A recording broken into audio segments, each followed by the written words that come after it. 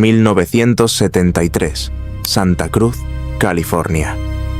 Una ciudad costera conocida por su ambiente hippie, surf y tranquilidad, o al menos eso aparentaba. A principios de los años 70, la paranoia se había apoderado de la zona. La llamaban la capital mundial de los asesinatos. Las jóvenes universitarias desaparecían de las carreteras mientras hacían autostop y nunca más se sabía de ellas. La policía estaba desconcertada, buscando a un monstruo que imaginaban escondido en las sombras. En abril de ese año, la policía de Santa Cruz recibió una llamada desde una cabina telefónica en Pueblo, Colorado. El hombre al otro lado del teléfono sonaba tranquilo, articulado y educado. Les dijo que él era el asesino que tanto buscaban. Al principio, los oficiales pensaron que era una broma. Aquel hombre era conocido por ellos, un tipo amable, un gigante de 2,06 metros que solía invitarles a cervezas. Pero lo que confesó heló la sangre de los agentes. No solo había matado a 6 estudiantes, sino que había decapitado a su propia madre y usado su cabeza como diana de dardos. Su nombre era Edmund Kemper, el asesino de las Coed. Edmund Emil Kemper III nació en 1948 en Burbank, California. Si la madre de Ed Gein os daba mal rollo, esperad a conocer a Clarnell Strandberg, la madre de Kemper. Una mujer alcohólica, neurótica y cruel, que despreciaba profundamente a los hombres.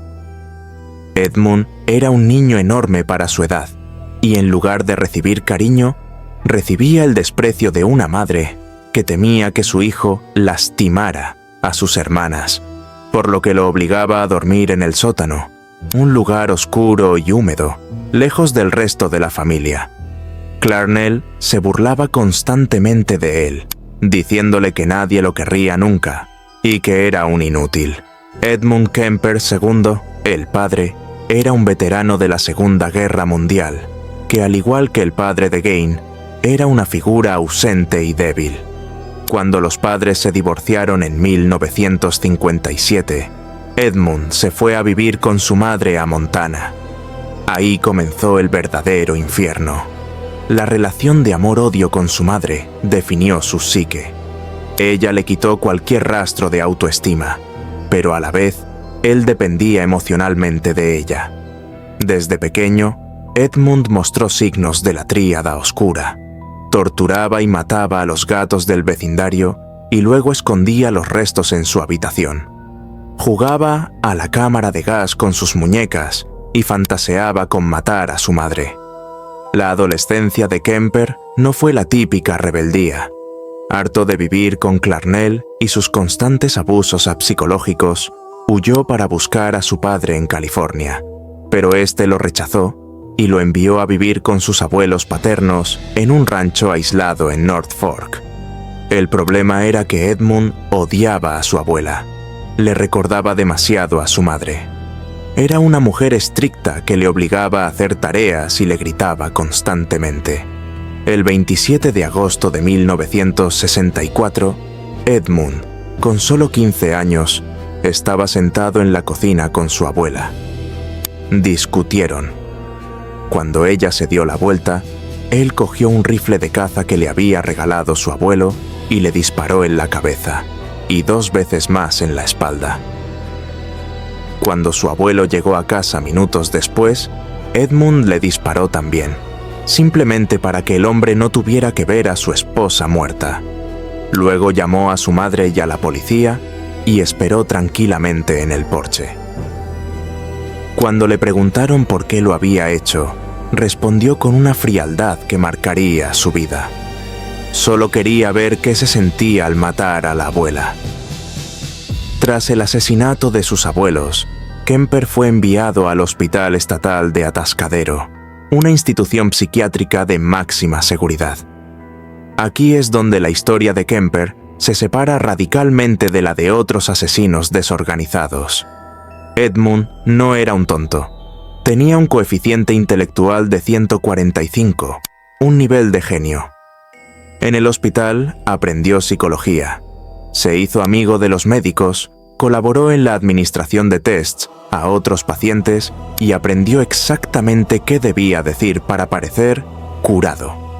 Memorizó las respuestas correctas de los tests psiquiátricos.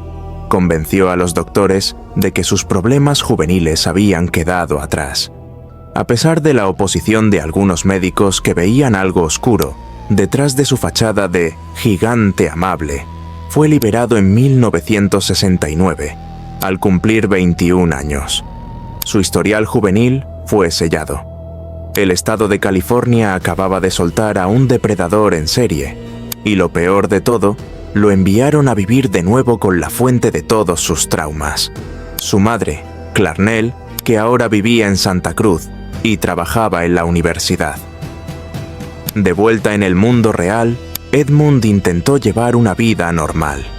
Debido a su altura y peso, llegó a pesar 130 kilos. Quería ser policía, pero fue rechazado por su tamaño.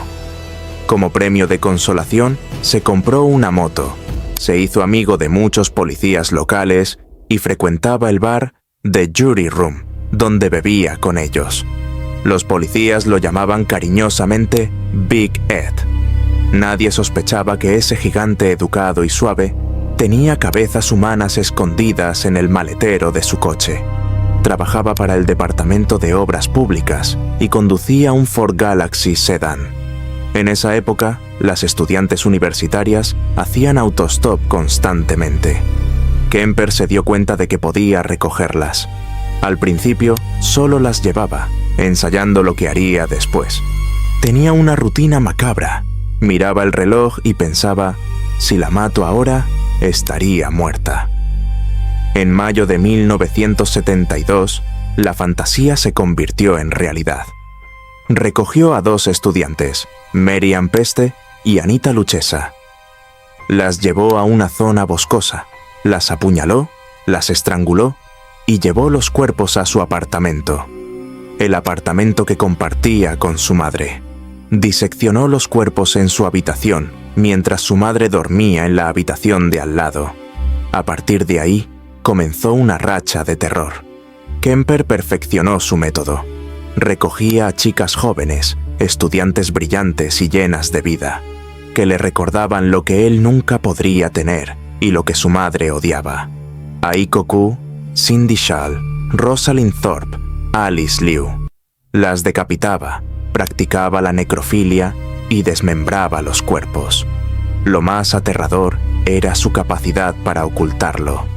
Una vez enterró la cabeza de una víctima en el jardín, mirando hacia la ventana de su madre, porque, según él, quería que la gente mirara a mi madre. La policía no tenía ni idea.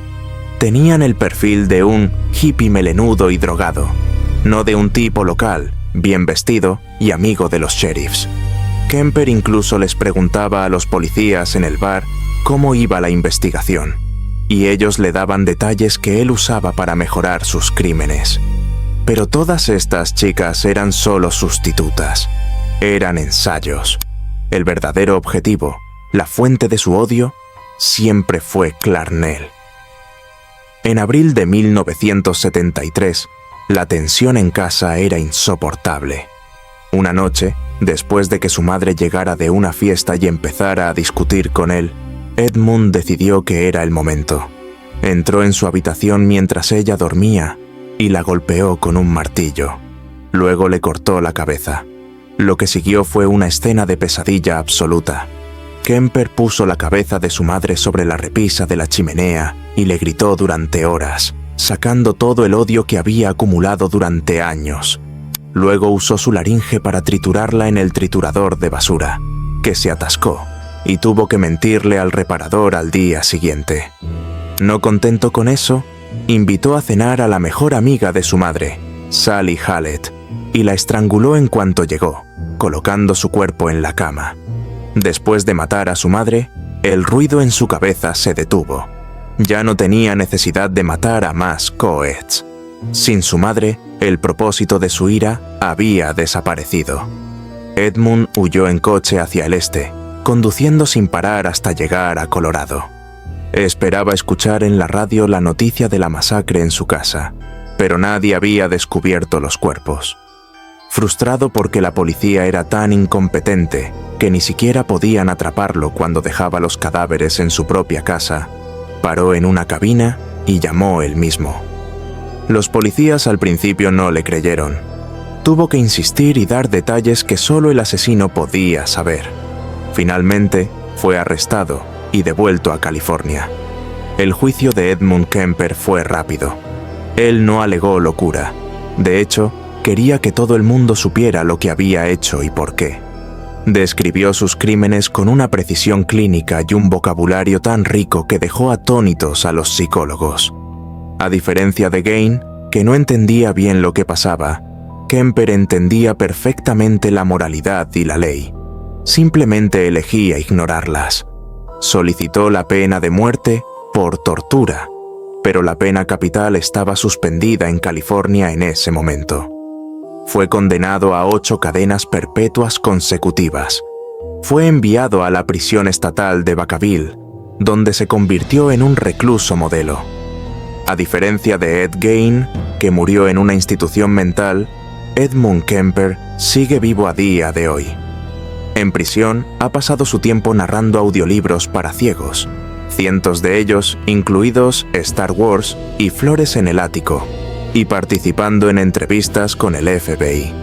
Su colaboración fue fundamental para que los agentes John Douglas y Robert Ressler desarrollaran la moderna perfilación criminal.